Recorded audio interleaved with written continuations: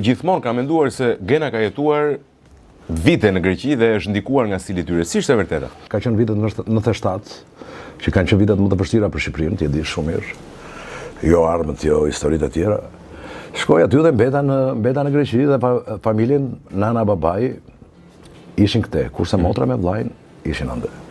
Edhe u detyrova, domethënë për një periudhë të shkurtër të punoja, domethënë të ndroja zanatin nga profesionist, punoja perifraks, është një që ka të bëjë domethënë me këto gardet, shtrimet e gardeve në rrethime.